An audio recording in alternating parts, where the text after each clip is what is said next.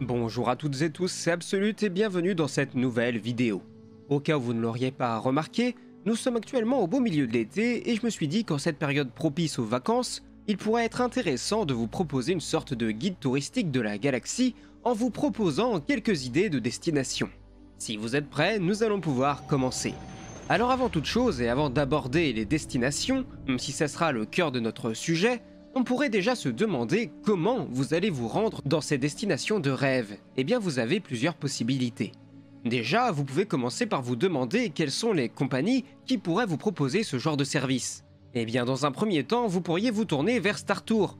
Oui, Star Tours, la compagnie de vaisseaux qui vous fait voyager à Disneyland, existe aussi dans l'univers. Dans le canon, nous avons peu d'informations au sujet de cette compagnie, si ce n'est cette affiche, mais cependant, le Legends est nettement moins avare en informations. La compagnie a par exemple connu son essor après la bataille de Yavin. Sa flotte de navigation était essentiellement composée de Star Speeder, chacun pouvant transporter environ une quarantaine de passagers. Cependant, une série d'accidents dramatiques a fini par causer l'arrêt définitif des activités de la société. Au-delà de ça, vous pourriez chercher à savoir quels autres moyens de locomotion pourraient vous mener à destination. Eh bien là, ce sont les films et séries qui peuvent nous apporter quelques réponses. Par exemple, dans l'attaque des clones, Padmé et Anakin sont amenés à emprunter un vaisseau de type AA9 pour retourner incognito sur Naboo. Ces vaisseaux pouvaient transporter pas moins de 30 000 passagers et avaient suffisamment de rations pour pouvoir voyager 3 mois sans escale. Ces vaisseaux ont pour certains été reconvertis en vaisseaux de transport pour les réfugiés de la guerre des clones. Et plus récemment, nous avons pu découvrir dans la série Boba Fett ou la série Obi-Wan Kenobi que les personnages de l'univers pouvaient se déplacer à bord d'immenses transports en commun.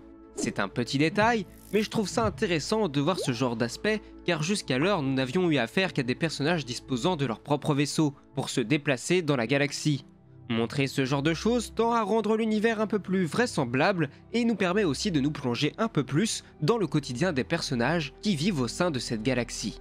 Mais mieux encore, vous avez probablement déjà entendu parler de la nouvelle expérience proposée par le parc Disney World de Floride avec l'hôtel Halcyon, qui propose une expérience immersive dans laquelle le visiteur se voit attribuer une chambre dans ce vaisseau-hôtel qui existe bel et bien dans l'univers.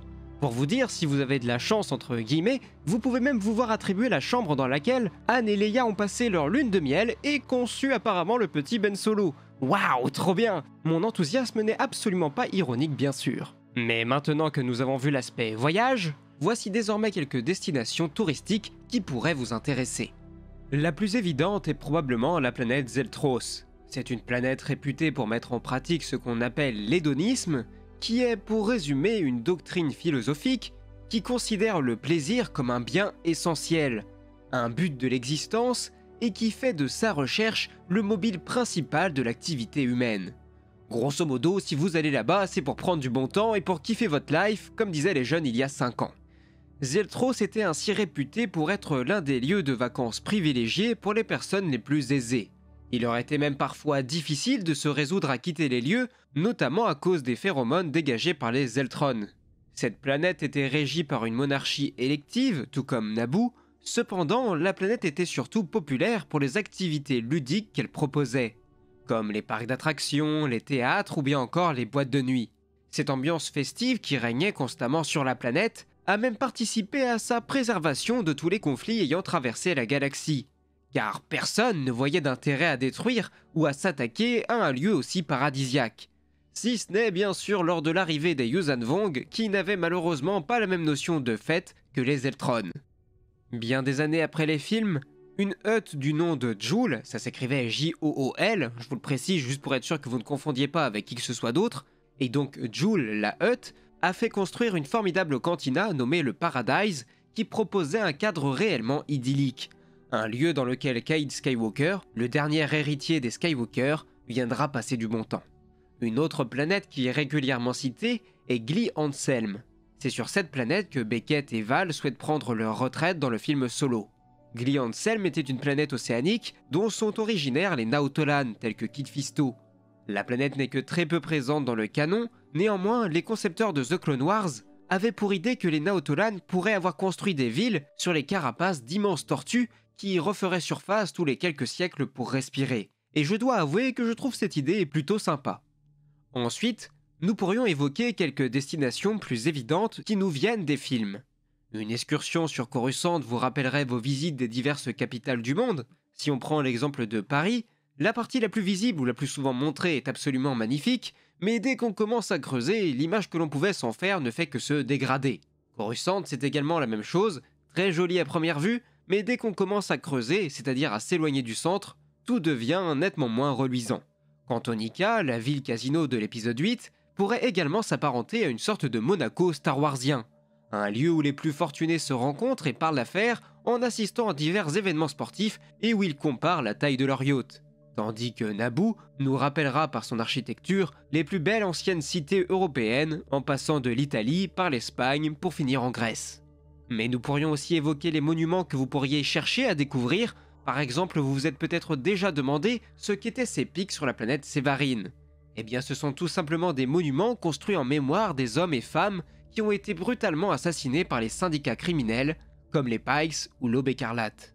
Et pour rester dans les monuments devant lesquels vous pourriez verser une larme, il y a également le mémorial Jedi de la Nouvelle Hostis, qui a été bâti pour honorer la mémoire de tous les Jedi morts depuis la naissance de la République. Les Jedi y laissaient des papillons de mémoire, il suffisait de susurrer le nom du Jedi décédé devant les ailes de la créature pour que son nom résonne pour l'éternité. Dans le même genre, nous avons également un immense mur qui se trouve à l'entrée de la base militaire de Coruscant, sur lequel est inscrit les matricules de tous les soldats clones tombés lors de la bataille de Geonosis. C'est un petit détail, ce n'est qu'un décor en arrière-plan dans l'épisode, mais je trouve que c'est une idée fantastique. Et pour sortir de tout ce qui est mémorial et rentrer dans le domaine artistique, nous avons les peintures murales de Mandalore qui représentent des événements passés, comme notamment les conflits ayant opposé ce peuple aux Jedi. Le tout représenté dans un style qui ne manquera pas de nous rappeler les tableaux d'un certain Pablo Picasso. Mais voilà ce qu'il en est pour ce petit guide touristique que je voulais vous concocter. Je me disais que ça pourrait être amusant de profiter de l'été pour vous proposer une vidéo un peu plus légère en vous permettant quand même d'apprendre 2-3 trucs. Et normalement, j'ai encore quelques idées de vidéos dans ce style, un peu plus légères, mais on verra bien si j'arrive à vous les préparer pour les prochaines semaines. Mais bref, sur ce, j'espère que cette vidéo vous aura plu, et si c'est le cas, je vous rappelle que vous pouvez bien sûr vous abonner gratuitement à la chaîne pour ne rien manquer des futures sorties. Mais sur ce, la vidéo est à présent terminée, c'était Absolute et que la force soit avec vous, ciao.